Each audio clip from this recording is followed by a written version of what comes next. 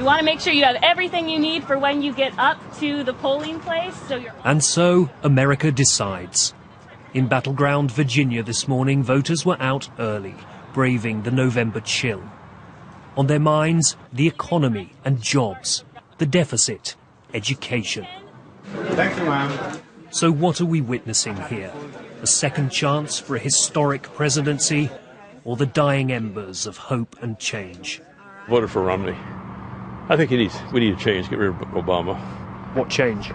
Well, Obama's just spending too much money and we're getting too far in debt, so we got to make a change. Well, I voted for President Obama again. I think he's doing a wonderful job with the situation that's at hand. The man who would be president cast his vote alongside his wife in Massachusetts. Come tomorrow, Mitt Romney will be either president-elect or a mere asterisk in the history books. Last night, he rallied Republicans in Ohio. If there's anyone who fears that the American dream is fading away, if there's anyone who wonders whether better jobs and better paychecks are things of the past, I have a clear and unequivocal message. With the right leadership, America is going to come roaring back. The president is in his hometown of Chicago, where he dropped in on a campaign office today. Let's get this done. Hitting the phones to thank volunteers. For a man whose job is on the line, he sounds optimistic. We feel confident. We've got the votes to win, but it's going to depend ultimately on whether those votes turn out. And so I would encourage everybody on all sides just to make sure that you exercise this precious right that we have and that people fought so hard for us to have.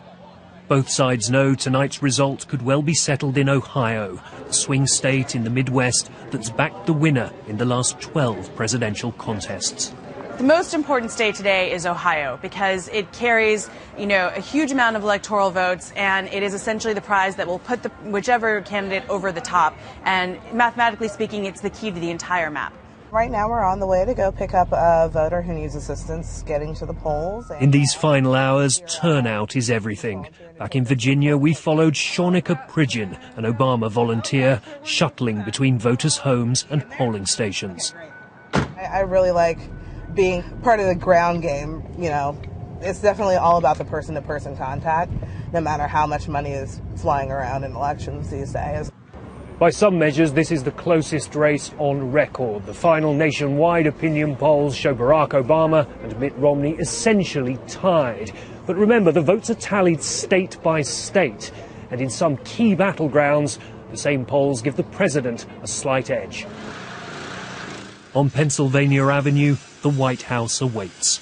They're already making preparations for the inauguration in the new year. And will soon know who the crowds will be coming to see. Steve Kingston, BBC News, Washington.